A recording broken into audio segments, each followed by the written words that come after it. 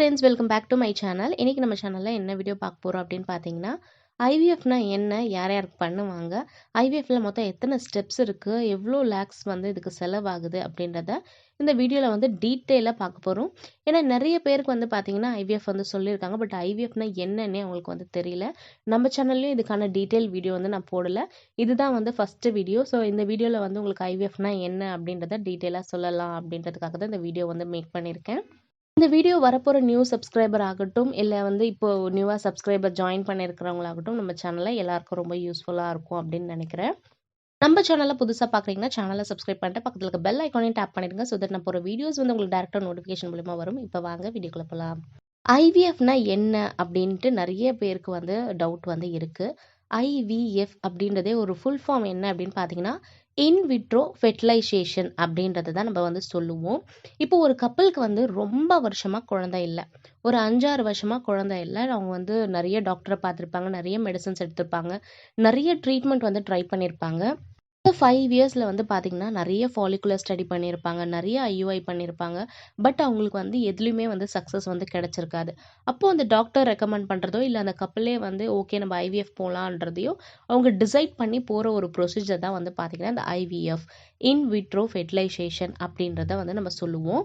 ஒரு நார்மலாக ஒரு கப்பல் வந்து இப்போ புதுசாக கல்யாணம் ஆயிருக்காங்க அப்படின்னா அவங்க ப்ரெக்னன்சிக்கு ட்ரை பண்ணும் போது என்ன நடக்கும் அப்படின்னு பார்த்தீங்கன்னா, ஒரு மாதமும் பீரியட்ஸ் வந்து பெண்களுக்கு வந்து நடக்கும். பீரியட்ஸ் எல்லாமே முடிஞ்சதுக்கப்புறம் பார்த்தீங்கன்னா 8வது நாள்லேருந்து ஒரு 18வது நாள் வரைக்கும் நார்மலாக ரெகுலராக பீரியட்ஸ் இருக்கிறவங்களுக்கு ஒரு மாதமும் 14வது நாள் வந்து பார்த்தீங்கன்னா கருமுட்டை வெடிக்கும். அந்த டைமில் வந்து பார்த்தீங்கன்னா அவங்க சேர்ந்து இருந்திருந்தாங்கன்னா அவங்களுக்கு வந்து பார்த்தீங்கன்னா அந்த ஸ்பெர்ம் நீந்தி போய் அந்த எக்கை மீட் பண்ணி ரெண்டுமே ஒன்றா சேர்ந்து வளர ஆரம்பித்து எம்ப்ரியோவாக ஃபார்ம் ஆகி மறுபடியும் நம்மளோட அந்த பெண்ணோட கர்ப்பப்பையிலே வந்து அது வந்து ஒட்டி வளர ஆரம்பித்து பேபியாக ஃபார்ம் ஆகி 9th மந்தில் உங்களுக்கு வந்து ஒரு க்யூட்டான பேபி வந்து கிடைக்கும். இதுதான் நார்மல் ப்ரெக்னன்சியில் நம்மளுக்கு நடக்கக்கூடிய ஒரு விஷயம். அதுவே ஐவிஎஃப்ல வந்து என்ன நடக்கும் அப்படின்னு பார்த்தீங்கன்னா, இந்த ப்ராசஸ் எல்லாமே வெளியில் நடக்கும். பெண்களோட கர்ப்பப்பையில் வந்து நடக்கக்கூடிய ப்ராசஸை வெளியில் வந்து நடக்கக்கூடிய ப்ராசஸ் தான் இன் விட்ரோ அப்படின்னு நம்ம சொல்லுவோம். இப்போ பார்த்தீங்கன்னா பெண்கள்கிட்ட வந்து கிடைக்கக்கூடிய அந்த கருமுட்டையும் ஆண்கள்கிட்ட வந்து கிடைக்கக்கூடிய அந்த விந்தணுவையும் ஒன்றா ஒரு லெபார்டரி டிஷ்ஷில் வந்து சேர்த்து ஒரு எம்ப்ரியோவை வளர வைப்பாங்க. இந்த இன் விட்ரோ அப்படின்றது வந்து பார்த்தீங்கன்னா அவுட் சைட் ஆஃப் த பாடி, அதாவது நம்ம உடம்புல வந்து நடக்கக்கூடிய ப்ராசஸை வந்து வெளியில் நடக்க வைப்பாங்க, outside of the body. Fertilisation அப்படின்றது வந்து பார்த்தீங்கன்னா அந்த எக்கையும் ஒரு நல்ல குவாலிட்டியான எக்கையும் ஸ்பெர்மையும் ஒன்றா வந்து சேர்த்து அது வந்து எம்ப்ரியோவாக ஃபார்ம் பண்ண வைக்கிறதா ஃபெர்டிலைசேஷன் சொல்லுவாங்க. இதுதான் இன் விட்ரோ ஃபெர்டிலைசேஷன். ஒரு கப்பல் வந்து ரொம்ப வருஷமாக குழந்தைக்கு ட்ரை பண்ணிட்டு இப்போ ஐவிஎஃப் போகிறாங்க அப்படின்னா அவங்களுக்கு ஐவிஎஃப்னா என்னென்னு தெரிஞ்சுக்கிறதுக்கு வந்து பார்த்தீங்கன்னா அந்த அளவுக்கு யாரும் வந்து சொல்லியிருக்க மாட்டாங்க. அவங்களுக்கும் அதில் வந்து என்னென்ன ப்ராசஸ் இருக்குது, என்னென்ன ஸ்டெப் இருக்குது, எவ்வளோ செலவாகும், இந்த மாதிரி நிறைய டவுட்ஸ் வந்து இருக்கும். நிறைய இன்ஜெக்ஷன் இருக்குமா, நிறைய பேர் சொல்கிறாங்க ரொம்ப செலவாகும்னு சொல்கிறாங்க அப்படின்னு நிறைய பேருக்கு நிறைய விதமான ஒரு பதட்டம், ஒரு ஸ்ட்ரெஸ் வந்து கண்டிப்பாக இருக்கும். ஐவிஎஃப்ல கண்டிப்பாக வந்து பார்த்தீங்கன்னா லேக்ஸ் கணக்கில் தான் செலவாகும். நீங்கள் ஃபாலிகுலர் ஸ்டடியில் வந்து ஒரு மாதத்துக்கு ஒரு 4000, 5000, 6000 இந்த மாதிரி செலவு பண்ணியிருப்பீங்க. ஐயுஐயில் வந்து பார்த்தீங்கன்னா ஒரு ஐயுஐக்கு 15,000லேருந்து 25,000க்குள்ளே வந்து செலவு பண்ணியிருப்பீங்க. ஆனால் ஐவிஎஃப்ல வந்து பார்த்தீங்கன்னா லேக்ஸ் கணக்கில் தான் உங்களுக்கு வந்து ஆகும். ஐவிஎஃப்ல வந்து பார்த்தீங்கன்னா 2 ப்ரோட்டோகால் இருக்குது. ஒன்று ஷார்ட் ப்ரோட்டோகால், இன்னொன்று லாங் ப்ரோட்டோகால். இந்த ஷார்ட் ப்ரோட்டோகால் அப்படின்றது வந்து பார்த்தீங்கன்னா ஃப்ரெஷ் எம்ப்ரியோ டிரான்ஸ்ஃபர், அதாவது உங்களோட கருமுட்டை எடுத்த மாதமே கருவாக வளர வச்சு அதை வந்து பார்த்தீங்கன்னா உங்களோட அந்த மாதமே வந்து உங்களோட கர்ப்பப்பையில் வந்து வச்சுருவாங்க. இது வந்து fresh embryo transfer short protocol அப்படின்றத வந்து சொல்லுவாங்க. இதுவே ஃப்ரோசன் எம்ப்ரியோ டிரான்ஸ்ஃபர் லாங் ப்ரோட்டோகால்னா என்ன அப்படின்னு பார்த்தீங்கன்னா 3 மாதம் இந்த ப்ராசஸ் வந்து எடுத்துப்பாங்க. உங்களுக்கு கருமுட்டையை வளர வச்சு அந்த கருமுட்டையை எடுத்து அதுக்கப்புறம் அது கருவாக ஃபார்ம் பண்ணிவிட்டு அதை ஃப்ரீஸ் பண்ண வச்சுட்டு உங்களுக்கு 2 மந்த் டைம் கொடுத்துட்டு ஒரு 3rd மந்த் வர சொல்லி அந்த கருவை வந்து பார்த்தீங்கன்னா உங்களோட கர்ப்பப்பையில் செலுத்துவாங்க. இதுதான் வந்து பார்த்தீங்கன்னா long protocol, frozen embryo transfer அப்படின்னு சொல்லுவாங்க. ஐவிஎஃப்க்கு யார் யாரெல்லாம் போகிறாங்க அப்படின்னு பார்த்தீங்கன்னா, ரொம்ப காலமாக எங்களுக்கு குழந்தை இல்லை, ஆனால் எனக்கும் என் ஹஸ்பண்டுக்கும் எந்த ஒரு பிரச்சனையும் இல்லை, நாங்கள் நல்லா இருக்கோம், எங்களுக்கு எல்லாமே டாக்டர் நல்லா இருக்குன்னு சொல்லியிருக்காங்க, பிளட் டெஸ்ட் பண்ணியாச்சு, ஸ்பெர்ம் டெஸ்ட் பண்ணியாச்சு, எல்லாமே நார்மல் அப்படின்றவங்களுக்கு வந்து ஒரு 5-6 வருஷமாக குழந்தை இல்லைன்னும் போது அவங்க வந்து பார்த்தீங்கன்னா ஐவிஎஃப் வந்து போவாங்க. இல்ல டியூப்ல பிரச்சனை இருக்கு, இல்ல யூட்ரஸ்ல ஏதாவது வந்து எண்டோமெட்ரியோசிஸ் அந்த மாரி பிரச்சனை இருக்கு, பிசிஓடி இருக்கு, பிசிஓஎஸ்எஸ் இருக்கு. இப்பல்லாம் எல்லாருமே வந்து பார்த்தீங்கன்னா, ஐவிஎஃப்க்கு போக ஆரம்பிச்சுட்டாங்க. சாக்லேட் சிஸ்ட் இருக்கு, ஃபைப்ராய்டு இருக்கு அப்படின்ட்டு நெறைய பேர் வந்து ஐவிஎஃப் வந்து போக ஆரம்பிச்சுட்டாங்க. இவங்க எல்லாருக்குமே ஐவிஎஃப் வந்து போறாங்க.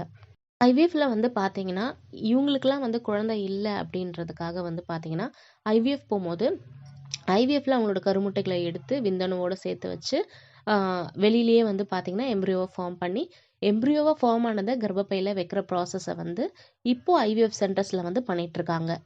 இதுல மொத்தம் பார்த்தீங்கன்னா 5 ஸ்டெப் இருக்கு. ஃபர்ஸ்ட் ஸ்டெப் என்னன்னு பார்த்தீங்கன்னா, ஸ்டிமுலேஷன். செகண்ட் ஸ்டெப் என்னன்னு பார்த்தீங்கன்னா, எக் ரிட்ரைவல். தேர்ட் ஸ்டெப் வந்து என்ன அப்படின்னு பார்த்தீங்கன்னா, insemination and fertilisation. Fourth step என்னன்னு பார்த்தீங்கன்னா, எம்ப்ரியோ கல்ச்சர். ஃபிஃப்த் ஸ்டெப் என்னன்னு பார்த்தீங்கன்னா, எம்ப்ரியோ ட்ரான்ஸ்ஃபர். ஃபர்ஸ்ட் ஸ்டெப் இப்போ நம்ம பார்க்க போகிறோம், ஸ்டிமுலேஷன். ஸ்டிமுலேஷன் அப்படின்றது வந்து பார்த்தீங்கன்னா என்ன அப்படின்னு பார்த்தோம்னா, இப்போ ஐவிஎஃப் ப்ரொசீஜர் ஸ்டார்ட் பண்ணி உங்களுக்கு வந்து பார்த்தீங்கன்னா இன்ஜெக்ஷன்ஸ் கொடுப்பாங்க. ஃபெர்டிலிட்டி மெடிசின்ஸ், இன்ஜெக்ஷன்ஸ் இதெல்லாம் கொடுப்பாங்க. இதெல்லாம் கொடுக்கும்போது உங்களோட கருமுட்டைகள் வந்து பார்த்தீங்கன்னா நல்லா வளர ஆரம்பிக்கும். எக் ப்ரொடக்ஷனுக்காக இந்த இன்ஜெக்ஷன்ஸ், டேப்லெட்ஸ்லாம் கொடுப்பாங்க. கருமுட்டைகள் நல்லா வளர ஆரம்பிக்கும். நிறைய கருமுட்டைகள் வந்து உங்களுக்கு வந்து கிடைக்கும். இப்போ உங்களுக்கு right side, left side 2 ovaries இருக்குன்னா 2 ஓவரிலையும் நிறைய கருமுட்டைகள் வளர ஆரம்பிக்கும். எல்லாமே வந்து பார்த்தீங்கன்னா, நல்லா வளர ஆரம்பிச்சதும், ஒரு டைமும் உங்கள ஸ்கேனுக்கு கூப்பிடுவாங்க. அந்த கருமுட்டைகள் எல்லாம் எப்படி வளர்ந்துருக்கு அப்படின்றத செக் பண்ணுறதுக்கு வந்து பார்த்தீங்கன்னா, இந்த டிரான்ஸ்வஜினல் ஸ்கேன், உங்களோட வஜைனல் வழியா ஸ்கேன் பண்ணி 2 ஓவரிலும் எவ்வளோ எவ்வளோ கருமுட்டைகள் இருக்கு, எவ்வளோ சைஸ்ல இருக்கு, இதெல்லாம் வந்து பார்த்தீங்கன்னா, உங்கள வந்து செக் பண்ணுவாங்க. டே 2 வர சொல்லுவாங்க. அப்புறம் டே 6, டே 8, டே 10, டே 12 இந்த மாதிரி டே 14 இப்படி வர சொல்லுவாங்க. இதுக்கு பேர் தான் வந்து பார்த்தீங்கன்னா ஸ்டிமுலேஷன் அப்படின்ட்டு வந்து சொல்லுவாங்க. 2வது ஸ்டெப் வந்து என்னன்னா எக் ரிட்ரைவல். எக் ரிட்ரைவல் வந்து பார்த்தீங்கன்னா எக் பிக்கப் அப்படின்னும் சொல்லுவாங்க. இது வந்து ஒரு மைனர் சர்ஜரி தான். இதை வந்து ஃபாலிகுலர் ஆஸ்பிரேஷன் அப்படின்னு சொல்லுவாங்க. அதாவது உங்களோட ஓவரியில் வளர்ந்துருக்கக்கூடிய அந்த கருமுட்டைகளை வந்து பார்த்தீங்கன்னா அவங்க வந்து எடுப்பாங்க. இது வந்து ஒரு மைனர் சர்ஜரி தான். உங்களுக்கு வந்து அனஸ்தீஷியெல்லாம் கொடுப்பாங்க. மெடிசன்ஸ்லாம் கொடுத்து உங்களுக்கு வலியே தெரியாத மாதிரி தான் உங்களோட கருமுட்டையை வந்து ஒரு நீடல் மூலயமா வந்து எடுப்பாங்க. இந்த ப்ரொசீஜரை வந்து டாக்டர் தான் வந்து பண்ணுவாங்க. உங்களோட கருமுட்டைகள் எல்லாமே நல்லா வளர்ந்துருக்கு அப்படின்னதுக்கப்புறம் உங்களுக்கு வந்து ஒரு ட்ரிகர் இன்ஜெக்ஷன் கொடுத்து 32 மணி நேரத்துக்குள்ளே வந்து பார்த்தீங்கன்னா அந்த எக்கெல்லாம் ரிலீஸ் ஆகிற மாதிரி பண்ணிவிட்டு உங்களை வர சொல்லிவிட்டு அனஸ்திஷியா அதெல்லாம் கொடுத்து வந்து பார்த்தீங்கன்னா ஃபஸ்ட்டு ஒரு ஓவரியில் வந்து எத்தனை எக்ஸ் இருக்கோ அது எல்லாத்தையுமே ஒரு நீடல் மூலயமா வந்து பார்த்தீங்கன்னா வஜைனல் வழியாகவே வந்து பார்த்தீங்கன்னா நீடலை இன்சர்ட் பண்ணி ஃபஸ்ட்டு ஒரு ஓவரிலேருந்து இருக்கிற எவ்வளோ எக்ஸ் கிடைக்குதோ அந்த எல்லா எக்ஸையுமே கலெக்ட் பண்ணிடுவாங்க. நெக்ஸ்ட்டு சேம் மெத்தடை யூஸ் பண்ணி இன்னொரு ஓவரியில் இருக்கிற எல்லா எக்கையுமே வந்து கலெக்ட் பண்ணிடுவாங்க. வஜைனால வந்து விடுற நீடல் வந்து பார்த்தீங்கன்னா ஒரு சக்ஷனை வச்சு கனெக்ட் பண்ணிடுவாங்க. அப்போ அந்த சக்ஷனை வச்சு அந்த நீடலை கனெக்ட் பண்ணும்போது அது ஒரு எக்கையுமே வந்து பார்த்தீங்கன்னா அந்த நீடல் வழியாக வந்து அது வந்து சக் பண்ணி அது வந்து எடுத்துருவாங்க. இந்த ப்ரொசீஜர் முடிஞ்சதுக்கப்புறம் வந்து பார்த்தீங்கன்னா நிறைய பேருக்கு வந்து ரொம்ப லைட்டாக ப்ளீடிங் வந்து இருக்கும். அப்புறம் வந்து கொஞ்சம் லைட்டாக வயிறு வலி வந்து இருக்கும். நிறைய பேருக்கு வந்து பார்த்தீங்கன்னா வயிறு வலி ரொம்ப ஜாஸ்தியாக இருக்கும். அந்த மாதிரி இருந்துச்சுன்னா நீங்கள் உடனே வந்து பாருங்கள் டாக்டரை. ஏன்னா சில பேருக்கு வந்து 2 ஓவரிலையுமே ஃப்ளூயிட் வந்து கொஞ்சம் நிறைய கலெக்ட் ஆகிட்டு இருந்துச்சுன்னா அவங்களுக்கு வயிறு வலி வந்து கொஞ்சம் ஜாஸ்தியாக இருக்கும். சிலருக்குலாம் வந்து பார்த்தீங்கன்னா இந்த எக் பிக்கப்புக்கு அப்புறம் வந்து பார்த்தீங்கன்னா லைட்டாக கிராம்ப் இருக்கும். லைட்டாக வந்து ஸ்பாட்டிங் மாதிரி பிளட் வந்து இருக்கும். அதுக்கப்புறம் அவங்க ஒரு நாள்லேயே சரியாயிடுவாங்க. அதுக்கப்புறம் அவங்க வந்து வீட்டுக்கு வந்து போகலாம். சிலருக்கு மட்டும் லைட்டாக வந்து வயிறு வந்து ரொம்ப வலிக்கும், வயிறு வீங்கின மாதிரி இருக்கும், வயிறு வந்து அப்படியே ஃபுல்லாக வந்து ஃப்ளூயிட் ஃபில்லாக இருந்தால் வயிறு ரொம்ப டைட்டாக இருக்கிற மாதிரி ஃபீல் ஆகும். இந்த மாதிரியுமே சில பேருக்கு வந்து ஆகும். அது வந்து கொஞ்சம் ரேர் தான். ஸ்டெப்பு முடிஞ்சதும் வந்து பார்த்தீங்கன்னா third step insemination and fertilisation. இது என்ன பண்ணுவாங்க அப்படின்னு பார்த்தீங்கன்னா ஆண்கள் கிட்ட இருக்கிற அந்த விந்தணு இருக்கு இல்லையா, அதை கலெக்ட் பண்ணி வச்சுப்பாங்க டாக்டர்ஸ். அதை கலெக்ட் பண்ணி வச்சுட்டு அதே மாதிரி பெண்கள் கிட்ட இருந்து கருமுட்டையும் வந்து எக் ரிட்ரைவல் மூலியமா கலெக்ட் பண்ணி வச்சுப்பாங்க. இப்போ வந்து அதை வந்து ஒரு லெபார்ட்டரியில் தான் இந்த ப்ரொசீஜர் பண்ணுவாங்க. லெபார்ட்டரி டிஷ்ல வந்து பார்த்தீங்கன்னா ஆண்களோட விந்தணுவையும் நல்லா கிடைச்சிருக்கக்கூடிய எக் குவாலிட்டியாக இருக்குது அப்படின்ற அந்த எக்கை மட்டும் கலெக்ட் பண்ணி அந்த எக்கையும் இந்த விந்தணுவையும் நல்லா மிக்ஸ் பண்ணி விட்டுருவாங்க. அது வந்து பார்த்தீங்கன்னா மிக்ஸ் பண்ணி விட்டுட்டு டாக்டர்ஸ் வந்து அந்த 5 நாளுமே வந்து அது ஃபெர்டிலைசேஷன் ஆகுதா அப்படின்றத பார்க்கறதுக்காக அவங்க வந்து ஒரு கேமரா எல்லாமே ஃபிக்ஸ் பண்ணி வச்சுட்டு போயிடுவாங்க. இப்போது அந்த லேபில் வந்து என்ன நடக்கும்னா அந்த லெபார்ட்டரி டிஷ்ஷில் வந்து கருமுட்டையும் இருக்குது, அதே மாதிரி கொஞ்சம் ஸ்பெர்மையும் வந்து பார்த்திங்கன்னா அதில் போட்டிருப்பாங்க. அதில் வந்து ஸ்பெர்ம் வந்து ஏதாவது ஒரு ஹெல்தி ஸ்பெர்ம் வந்து அந்த கருமுட்டையை வந்து தொலைச்சிட்டு உள்ளே போய் எம்ப்ரியோவாக ஃபார்ம் ஆகும். அதை வந்து ஒரு ஒரு நாளும் அது எப்படி எம்ப்ரியோவாக ஃபார்ம் ஆகுது, செல் டிவைட் ஆகுதா அப்படின்றத வந்து அதில் ப்ளேஸ் பண்ணியிருக்க கேமரா வந்து ஒரு ஒரு தடவையும் ஃபோட்டோ எடுத்துகிட்டே இருக்கும். அதனோட செல் டிவிஷன்லாம் எப்படி இருக்குது அப்படின்றத ஒரு ஒரு தடவையும் ஃபோட்டோ எடுத்துகிட்டே இருக்கும். அப்போது டாக்டர்ஸ் நோட் பண்ணும்போது, எம்ப்ரியாலஜிஸ்ட்டும் டாக்டரும் டிஸ்கஸ் பண்ணி நோட் பண்ணும்போது, ஒரு கருமுட்டையில் மட்டும் ஸ்பெர்ம்ஸ் வந்து சரியாக வந்து தொலைச்சிட்டு போக மாட்டேன்து, அப்படி தொலைச்சிட்டு போய் ரொம்ப ஸ்லோ க்ரோத்தாக இருக்குது அப்படின்னு தெரிஞ்சிச்சுன்னா, டாக்டர் என்ன பண்ணுவாங்கன்னா, இக்ஸி மெத்தடை இந்த டைமில் ஃபாலோ பண்ணுவாங்க. உங்களுக்கு எல்லாருக்கும் தெரியும் இக்ஸி மெத்தடில் வந்து என்ன பண்ணுவாங்கன்னு சொல்லிட்டு, நீடல் மூலியமா வந்து ஒரு நல்ல ஹெல்த்தி ஸ்பெர்ம் எடுத்து கருமுட்டையில் வந்து இன்ஜெக்ட் பண்ணிடுவாங்க. ஸோ இன்ஜெக்ட் பண்ணி அது எப்படி வளரும்னு பார்த்தீங்கன்னா, அது கொஞ்சம் நல்லா வளர்ற மாரி இருக்கும். ஏன்னா, சில ஸ்பெர்மால வந்து பார்த்தீங்கன்னா, உள்ள நுழைச்சிட்டு போகறதுக்கே கஷ்டமா இருக்கும் இல்லையா? அந்த மாரி ஸ்பெர்மெல்லாம் பார்த்தீங்கன்னா, போகல அப்படின்னு தெரிஞ்சதும், ஹெல்த்தி ஸ்பெர்மா கலெக்ட் பண்ணி, ஹெல்த்தி ஸ்பெர்ம்ல ஒரு ஹெல்த்தி ஸ்பெர்ம மட்டும் எடுத்து கருமுட்டையில வந்து இன்ஜெக்ட் பண்ணிடுவாங்க. நீடில் மூலியமா வந்து பார்த்தீங்கன்னா, இன்ஜெக்ட் பண்ணிட்டாங்கன்னா, அது கொஞ்சம் குரோத் வந்து கொஞ்சம் ஃபாஸ்ட்டா இருக்கும் அப்படின்ட்டு, இந்த மெத்தடையும் வந்து பார்த்தீங்கன்னா, சில டாக்டர்ஸ் வந்து ஃபாலோ பண்றாங்க. இப்போ வந்து பார்த்தீங்கன்னா, ஃபெர்டிலைசேஷன் ஆயாச்சு. அ கருமுட்டையாகட்டும், விந்தணுவாகட்டும் ஒண்ணா சேர்ந்து, இப்போ வந்து எம்ப்ரியோவா ஃபார்ம் ஆக ஆரம்பிச்சுச்சு. 5 நாள் வந்து பார்த்தீங்கன்னா, நல்ல குரோத் எல்லாம் இருக்கு. அப்படின்னு தெரிஞ்சதும், நெக்ஸ்ட் ஸ்டெப் என்ன பண்ணுவாங்க டாக்டர் அப்படின்னு பார்த்தீங்கன்னா, 4த் ஸ்டெப் தான் வந்து பார்த்தீங்கன்னா, எம்ப்ரியோ கல்ச்சர். நான் சொன்ன மாதிரி எல்லா எம்ப்ரியோவும் வந்து ஒரு ஒரு நாள் குரோத் எப்படி இருக்கு அப்படின்னு பார்ப்பாங்க. அந்த எம்ப்ரியோல லேப்ல இருக்கிற ஸ்டாஃப்ஸு. அ ஒ ஒரு நாள்னா, இப்போ ஒரு ஸ்பெர்மும் கருமுட்டையும் ஒண்ணா சேர்ந்தா, செல்ஸ் வந்து டிவைட் ஆகும். ஒரு நாள் 2 செல் ஆகும். நெக்ஸ்ட் டே போய் பார்த்தோன்னா 4 செல்லா இருக்கணும். நெக்ஸ்ட் டே போய் பார்த்தோம்னா 8 செல்லா இருக்கணும். இந்த மாரி வந்து கரெக்ட்டா வந்து டிவைட் ஆயிருக்கணும் எல்லா செல்ஸும். இதெல்லாம் இந்த இந்த மாரி செல்ஸ் டிவிஷன் வந்து கரெக்ட்டா இருக்கா அப்படின்றத ஸ்டாஃப்ஸ் வந்து செக் பண்ணிட்டு, எந்த ஒரு கப்புளுக்கு வந்து ஹை ரிஸ்க் இருக்கு. ஹை ரிஸ்க்னா எப்படி அப்படின்னு பார்த்தீங்கன்னா, high risk of genetic hereditary disorder இந்த மாதிரி இருக்கும் இல்லையா? கொஞ்சம் ஜெனடிக் பிரச்சனை வரலாம் அப்படின்ட்டு டாக்டருக்கு தோணும் இல்லையா? அந்த மாரி பேஷண்ட்ஸ்க்கு மட்டும் டாக்டர் வந்து அவங்க அந்த கப்புள் கிட்ட எக்ஸ்பிளைன் பண்ணிட்டு, பிஜிடி அப்படின்னு ஒரு டெஸ்ட் பண்ணுவாங்க. உங்க எல்லாருக்குமே தெரிஞ்சிருக்கும். பிஜிடி அப்படின்னா வந்து ப்ரீ இம்ப்ளான்டேஷன் ஜெனடிக் டயக்னோசிஸ். இந்த டெஸ்ட் எப்போ பண்ணுவாங்க அப்படின்னு பார்த்தீங்கன்னா, உங்களோட அந்த கருமுட்டையையும், விந்தணுவையும் ஒண்ணா சேர்த்து எம்ப்ரியோவெல்லாம் ஃபார்ம் பண்ண வச்சுட்டு, ஒரு 3 to 5 டேஸ்க்குள்ள வந்து பார்த்தீங்கன்னா, இந்த டெஸ்ட்ட வந்து பண்ணிடுவாங்க. எல்லா எம்ப்ரியோஸ்லேருந்து ஒரு ஒரு செல்ல வந்து கலெக்ட் பண்ணி, அத வந்து இந்த பிஜிடி டெஸ்ட் வந்து பண்ணி பார்ப்பாங்க. இந்த டெஸ்ட்ல வந்து இந்த எம்ப்ரியோக்கு வந்து ஜெனடிக் ப்ராப்ளம் வந்து அந்த அளவுக்கு கிடையாது அப்படின்றது தெரிஞ்சதுக்கு அப்புறம் வந்து அந்த எம்ப்ரியோவை வந்து உங்களுக்கு வந்து ட்ரான்ஸ்ஃபர் பண்ணுவாங்க. ஆனா இதுவே அமெரிக்கால என்ன பண்ணுவாங்க அப்படின்னு பார்த்தீங்கன்னா, ஒரு பிஜிடி டெஸ்ட் ஒரு கப்புளுக்கு பண்றாங்க அப்படின்னா, அந்த பிஜிடி டெஸ்ட்ல வந்து இப்போ இந்த எம்ப்ரியோக்கு வந்து இந்த மாதிரி ஜெனடிக் டிஸார்டர் எதுவும் இல்ல அப்படின்னு தெரிஞ்சுச்சுன்னா, அந்த பேபிக்கு வந்து எந்த ஒரு ப்ராப்ளமும் வரதுக்கு வாய்ப்பில்ல அப்படின்னு தெரிஞ்சதுக்கப்புறம், அந்த கப்புலயே வந்து உங்களுக்கு எந்த எம்ப்ரியோ வேணும்னு செலக்ட் பண்ணி, அந்த எம்ப்ரியோ அவங்க செலக்ட் பண்ணாங்கன்னா, அத ட்ரான்ஸ்ஃபர் பண்ணுவாங்க. ஆனா நம்ம ஊர்ல வந்து பார்த்தீங்கன்னா, அப்படி கப்புல வந்து செலக்ட் பண்ண வைக்க மாட்டாங்க. இந்த எம்ப்ரியோலாம் வந்து பார்த்தீங்கன்னா, ஜெனடிக் டிஸார்டர் இல்ல அப்படின்ட்டு ரிப்போர்ட் வந்திருக்கு. இத நாங்க ட்ரான்ஸ்ஃபர் பண்றோம். அப்படின்ற மாரி தான் வந்து நம்மளுக்கு சொல்லுவாங்க. இப்போ நான் உங்களுக்கு 4 ஸ்டெப்ஸ் சொல்லிட்டேன். ஃபர்ஸ்ட்டு ஸ்டிமுலேஷன் சொன்னேன். 2வது வந்து பார்த்தீங்கன்னா, எக் ரிட்ரைவல் அதாவது எக் பிக்கப்பு. 3வது வந்து பார்த்தீங்கன்னா, இன்செமினேஷன் அண்ட் ஃபெர்டிலைசேஷன் ப்ராசஸ் சொன்னேன். 4த் வந்து பார்த்தீங்கன்னா, எம்ப்ரியோ கல்ச்சர் பண்றது, அப்புறம் அந்த பிஜிடி டெஸ்ட் வந்து பண்றது சொன்னேன். 5த் வந்து என்ன அப்படின்னு பார்த்தீங்கன்னா, embryo transfer. It's a final step. Embryo ட்ரான்ஸ்ஃபர்ல என்ன பண்ணுவாங்க அப்படின்னு பார்த்தீங்கன்னா, அதே மாரி உங்களுக்கு ஹெச்ஆர்டி மெடிசின்ஸ் குடுப்பாங்க. ஹார்மோன் ரீப்ளேஸ்மென்ட் மெடிசின்ஸ் வந்து குடுப்பாங்க.